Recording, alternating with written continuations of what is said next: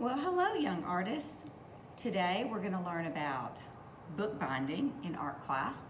We're going to learn a little bit about sketchbooks, best practices for artist tools, and I'm going to show you how to make a sketchbook several ways, from really super crazy easy to a little bit more challenging.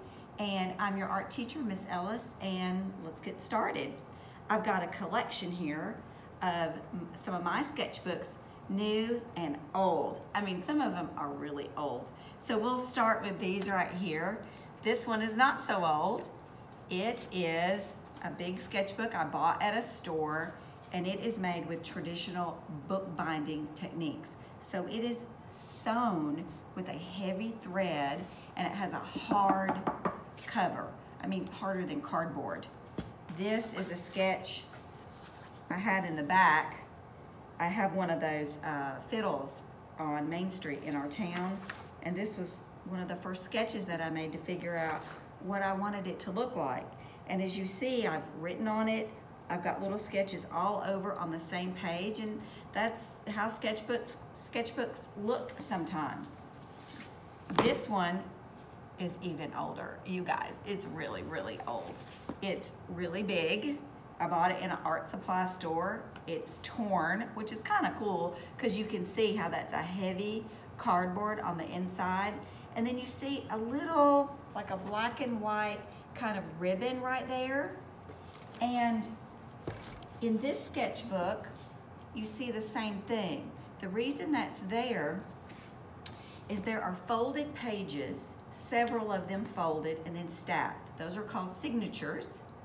And that is a bookbinding technique for making a thick book that is hundreds of years old.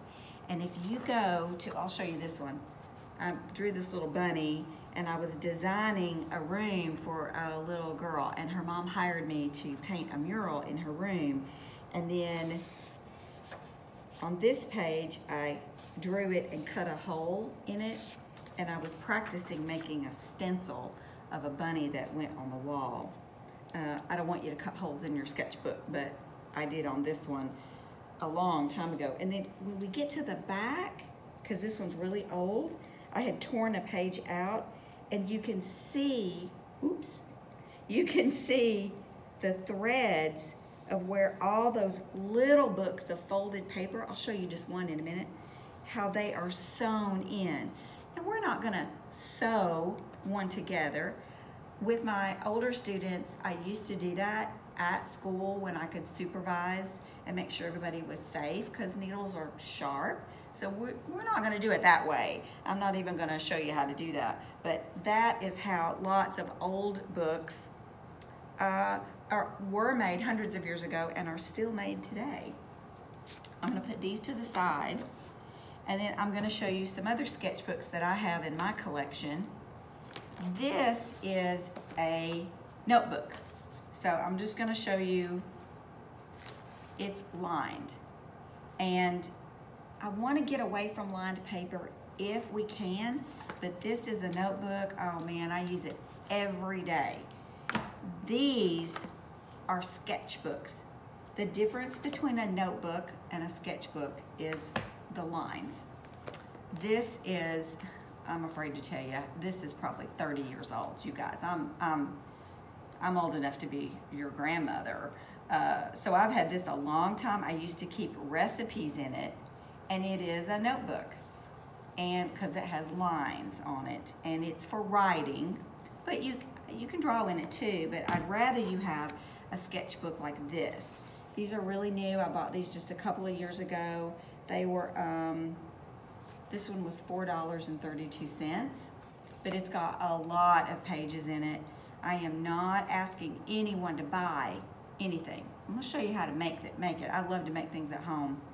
This is, it has a nice cover that almost feels like a heavy fabric, and then it's just blank pages. That's a sketchbook. Now, right here, you see a staple. There's only two. If you go to the very center, you see where that's stapled. So I don't want to mess with that. I want to leave that in there with that little piece of metal staple folded up so my pages stay together, and I don't want to catch my skin on the end of that, it could be kind of sharp, and we don't ever want to cut ourselves on metal. But that's how it's put together, just folded paper and 2 staples. Now, you gotta have the right stapler for that, and I'll talk about that in a minute. Well, I'll talk about it right now. If you have a kindergartner at your house, then I might have sent home a sketchbook that I made for them. It is made exactly the same way as this one that I bought in a store. It's almost exactly, well, almost exactly the same size.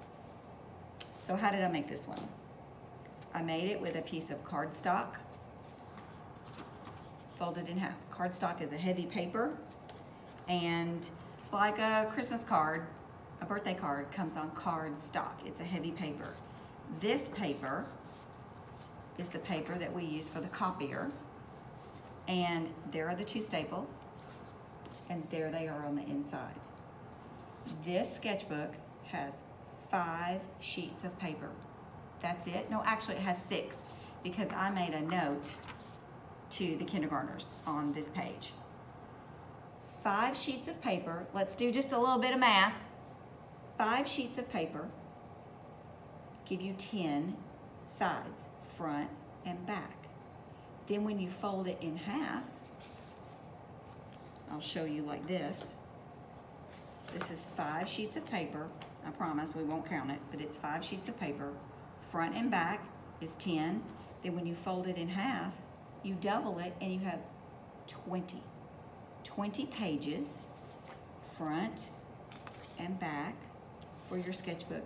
And that is plenty for a 9-week grading period of school. This is another one that I made without the staples. Crazy easy to make. This is 8.5 by 11 paper that is meant for a printer or a copier. You might have some of this at home.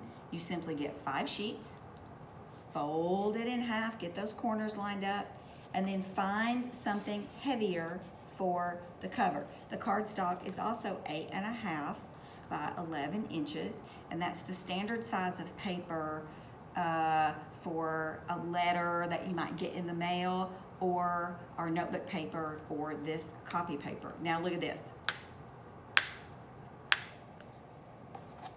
I just put a rubber band around it. I'll show you. It can come off like that. So here's all my pages with the cover, and then you might want someone to help you hold it. Get your rubber band and stretch that rubber band. Stretch it first to make sure it's not old. If it's an old rubber band, it'll just break. Pull it way bigger than you need it to be, and then let it get right in that fold, and then let go. Now here's the hardest part, to not do that. It's hard because it's kind of fun to snap it, but listen, if you snap it all the time, it might break.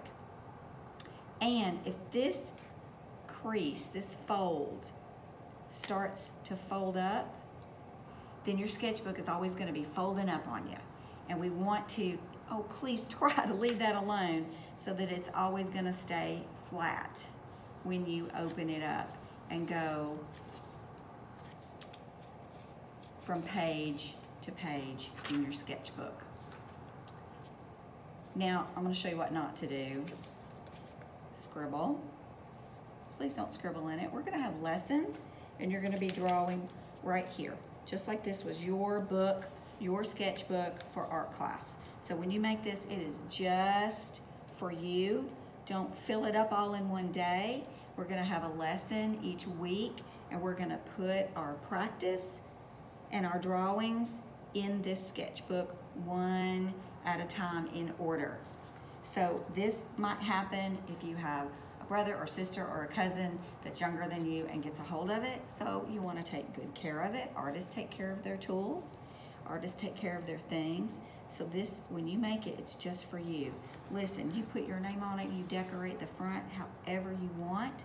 If you have a grown-up that can help you trim down to size, something like a frozen pizza box, that is even heavier than cardstock, but you can cut it with scissors. I meant to bring one today, that I had saved for this, and I forgot I left it at home. But anything you can get for the cover, just to help it hold it in. Well, let's say you can't find anything like that. Okay, what else can you use? This is a piece of cardstock, by the way. Let me show you how to fold it. Find two corners. You want to bring them together exactly. So I kind of slide it around like that until I get one right exactly on top of the other. And then when I get it, here's my little trick. I hold it right here. And a lot of people want to pinch up here. Don't do that. Try this. Pull and pinch right in the middle, like that. And then go out one way and go out the other with your fingers. Pinch really hard. And then I'm gonna show you something else.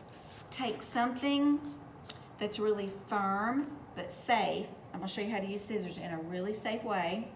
I left them up here, so I'm gonna reach for them. Here's a pair of scissors. Not gonna cut. My scissors are closed. I'm gonna use the handle. This is a hard plastic. You might have scissors like this at home, or you might have a pair of scissors that are all metal. I'm gonna use this just as something really hard, and I'm gonna press on that crease. I'm gonna go real slowly, because I don't wanna like go whoop like that and go way out. I'm gonna go real slowly. I'm gonna go to the other side, and I'll hold it up and I'll show you the difference. See the difference in how crisp that crease is? And this one's like a little bumpy. So when you go out this way and press, then you're gonna get a really nice flat crease. And you can do this on your signature. This is called a signature. If you had more than one, we only have one, just 5 pages. That's gonna go in here. Open it to the middle. Get your rubber band. Stretch it out a little bit. Get it in place and leave it. Then you can decorate the front however you want. What if you can't get materials like that? If you can get just some loose paper, but you don't have cardstock, okay, find something that you can kind of gather it in, collect it in. And I've just got an old file folder, and I just used a paper clip to kind of keep it together. What if you've got an old ratty notebook like this? I mean, not a notebook, but like a folder. I mean, this thing is old. It's starting to come apart, but this part is still hanging together, and it's got a pocket. I've got this paper, 8.5 inches by 11 inches. The drawing paper that we have at school is bigger. It's 9 inches by 12 inches. You may already have a sketchbook that you bought at a store. Super, that's great. This is just thin copy paper. You can stick it in there. Use your paper clip. Here's a paper clip on notebook paper. Listen, if all you've got at home is some loose notebook paper, you can draw on that. It's okay, use it. I would prefer, that means I would like it better if you had sketchbook paper or just plain paper with no lines. But if you just don't have any, that's okay. This would be a place that you could collect your drawings for our lessons. Let's say you can't find anything like that, and all you've got is an old notebook, maybe left over from last year. Count the last 20 pages. That's your art sketchbook. You can use your paper clip to clip that so you don't get that mixed up. And I wrote right here, 20 pages is plenty. That's all you need. You can just use the back of a notebook you're using for other classes. I don't think you'll use up all the paper, so that would be fine. Let's talk about some artist tools. Oh, I got this out because this is the kind of stapler I have at home, and lots of families have a stapler like this at home. Here's the problem. When you fold this paper, this is not deep enough, and you can't staple it. See how it won't reach to the middle? You could make a much smaller sketchbook where this would reach, but then I think your sketchbook would be too small. I was able to staple this because here at school, we have a stapler that long. It's really deep. So unless you have one of those laying around, it would be hard to get your staples in. But maybe someone in your family works at an office where they have one of those, and that would be really groovy if they could help you make it. If you have loose paper, you can clip it with, this is called a bulldog clip. You might have one of those around your house. This kind of clip, a bookbinding clip, or just a paper clip. And these always break on me, but this is a clothespin. Get your paper together, or get your folder or whatever, and just to keep it all collected, just find some kind of little way to clip it so all your papers don't fall out, and put it in a safe place. So that sketchbook is just for you. If you've got an eraser, super. Put it in a safe place. It's one of my best friends because I mess up when I draw all the time, and I like to hold, I'll show you, hold my paper like that. So when I erase, my paper doesn't bunch up, doesn't wrinkle up. So what kind of tools can you use in your sketchbook? Well, let's not use permanent markers. Let's just not use them at home in your sketchbook at all. They make a really dark mark and it'll bleed through and you can never erase it. And I am worried I might go off the paper and then I've marked on the table or the floor at home, and I don't want to do that. So save Sharpies for some other important project with a grown-up. Ink pens are okay as long as you realize, you know, if you mess up, you're gonna have to have a beautiful oops and figure something else out with it, or just leave it and not worry about it. If you worry about when you mess up and you really like to fix it, then the best thing is a pencil. Here's a plain old pencil, but these erasers, look at that one, they don't last long. And then this is my favorite, is a mechanical pencil because I never have to sharpen it. It's always ready to go. I would not use a marker if you're using that thin paper or notebook paper. It just makes a heavy mark and it bleeds through, and when you flip over to the back, it's, I don't know, it's kind of a distraction. I'd rather you not use these. So what can we use? Pencils, number one. Best thing for you to use in your sketchbook is a pencil. Have an eraser if you can. And then after we're done drawing and you want to color, if you've got colored pencils, awesome. They make a really soft, beautiful mark, and they're great for blending. We'll talk about that later. And then crayons.